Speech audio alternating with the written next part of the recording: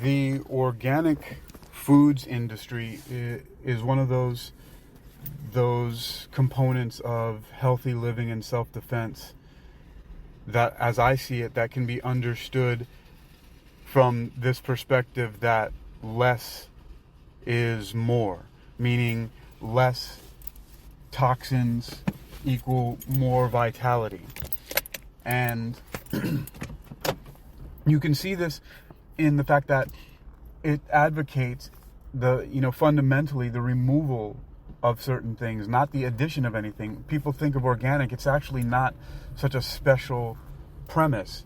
All that the organic industry is really saying is stop adding toxins to our food that are unnecessary. So, for example, using certain kind of pesticides or even antibiotics in the meat.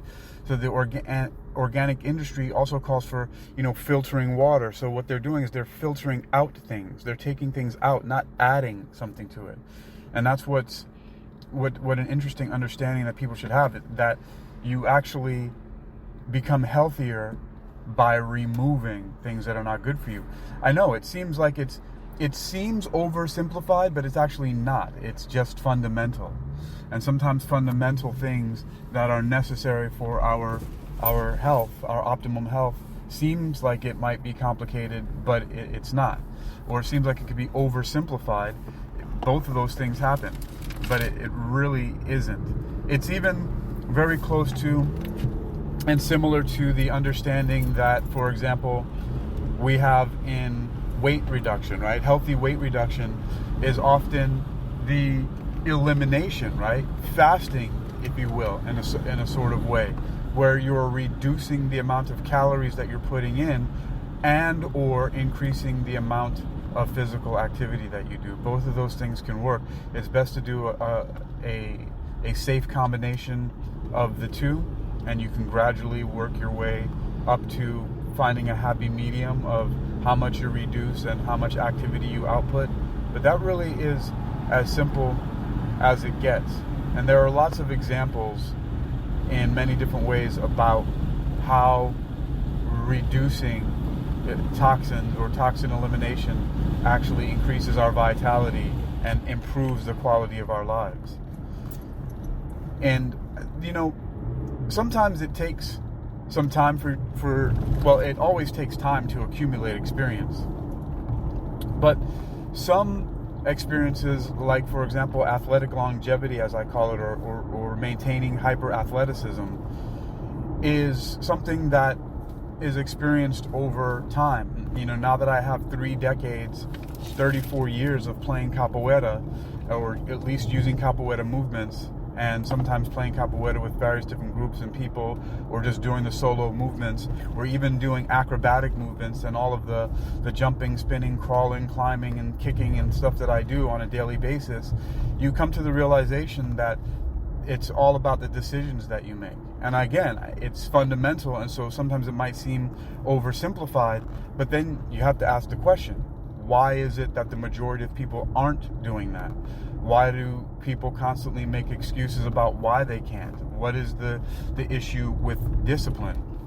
And this is also why I often equate healthy living with self-defense, because it's one part of self-defense. Self-defense is often seen as, learning how to use weapons and learning martial arts and various different tactical skills and, situational awareness and things like that. However, self-defense in life is also being aware of what you put in your body and how you maintain your body. And so, there's a lot of things. Yeah, it's a good idea to learn some fundamental survivalist skills. It's a good idea to learn how to use firearms and how to use various other weapons like crossbows or bow and arrow and knives and nunchaku and all that. It's a good idea to learn how to punch, kick, and grapple. All of those things are good. But underlying all of it, what must also be understood is that those things are also learned much more readily when you have your system as clean as it possibly can be. in our environment, we're already being bombarded with toxins from exhaust from various different vehicles and manufacturing, and plastics in the environments, and all kinds of things that are in the water, the food, and the air. So it is very reasonable to make the decision that you're going to eliminate your toxic load by being very selective about what you put in your body. And it really is about just selecting out the kind of things that you ingest, that you consume in various different ways. The things that you listen to, the people that you're around, so on and so forth. And that's if these kind of things, matter to you. Some people, maybe it doesn't matter. Maybe fitting in with other people who are also just conforming and also existing in a mediocre physical state is what you want to do. And it seems like a lot of people might just be okay with that. And this is not for those people. But if you want to operate at a higher level and have life feel that it's a pleasure and a joy and it's fun and exciting, and where you have energy and you have curiosity and passion and ambition, and it keeps on going, it never goes away, or at least it seems like it's endless, which is what it feels like for me, then this idea of the selection and the filtering of what you consume spiritually, mentally, and physically becomes very important. And I have now, the results of constant testing and switching out things. I did my time. I took very literally the term experimenting with drugs and alcohol. These were all experiments, because from the time I started when I was 17 with cannabis, and then 19 when I started drinking alcohol, there were long periods in between where I was abstaining from these things. When cigarettes too, all kinds of other things that I was getting involved in, there were longer periods in between in which I was abstaining. And so that's where this experience of alternating becomes very important. Hello. Good afternoon.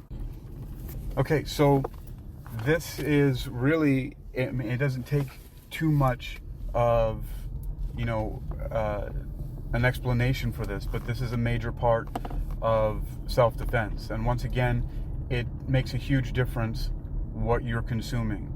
And so with hypnoathletics, exercising your mind towards universal harmony and spiritual wisdom through healthy living and self-defense, we begin to understand, much in the same way that the Shaolin monks, their meditation efforts were significantly increased by learning how to do martial arts and things like that. And then also how, for example, in many different ways, like how there are various different forms of meditation that are improved, and various different activities that are improved by maintaining at least a foundational degree of discipline with your physical fitness.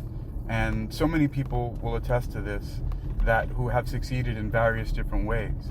And sometimes the success itself is the achievement of this unlocking of sustainable, physical fitness, and like again, I like to call it athletic longevity or hyper athleticism, because